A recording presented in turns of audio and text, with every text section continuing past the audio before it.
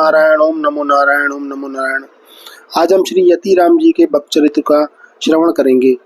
श्री यतिराम जी महाराज श्री रामानंदी वैष्णव संप्रदाय के प्रवर्तक श्री रामानंदाचार्य जी महाराज के द्वादश प्रधान शिष्यों में से एक श्री सुखानंदाचार्य जी के शिष्य थे। प्रारंभ में आपकी वैष्णव धर्म में निष्ठा नहीं थी और आप प्रायः वैष्णवों से वाद विवाद किया करते थे। एक बार आप स्वामी श्री सुखानंदा जी महाराज से वाद विवाद में उलझ गए, पर स्वामी जी की वैष्णव शक्ति के समक्ष आपका युक्तिवाद असफल हो गया। आप श्री सुखानंदा जी की भक्ति से इतने प्रभावित हुए कि उनके शिष्य ही बन गए। फिर तो आप श्री भगवान के नाम के गुणगान में ही मग्न रहा करते थे। सदा भाव जगत में रहने के कारण सामान्य जनों को आप उन्मत्त की तरह प्रतीत होते थे। एक बार की बात है, किसी बादशाह की सवारी कहीं जा रही थी, साथ ही एक बड़ा लाव लश्कर था। उन लोगों को किसी एक ऐसे आदमी की आवश्यकता थी जो सामान के एक बड़े गट्ठर को सिर पर लाद कर चले। आप अपनी मस्ती में घूमते हुए उधर से जा निकले। फिर क्या था, बादशाह के यवन सिपाहियों ने इन्हें ही पकड़कर इनके सर पर गट्ठर रखवा दिया। कुछ तो इनकी भाव अवस्था और कुछ गट्ठर भी भारी था, अतः एक जगह आप लड़खड़ा कर गिर गए और गट्ठर भी गिर पड़ा। अब तो वे दुष्ट सिपाही इन्हें मारने लगे।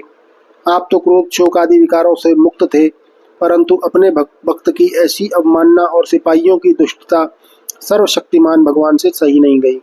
अचानक असंख्य गिरगिट वहां प्रकट हो गए और यवन सिपाहियों को काटने लगे। वे जिधर भी भागते उधर ही गिरगिट प्रकट हो जाते और उन्हें काटने लगते। पूरी सेना में अल्लाह तौबा मच गया। सिपाहियों की यह दुर्दशा देख बादशाह समझ गया कि यह हिंदू फकीर सिद्ध महापुरुष है।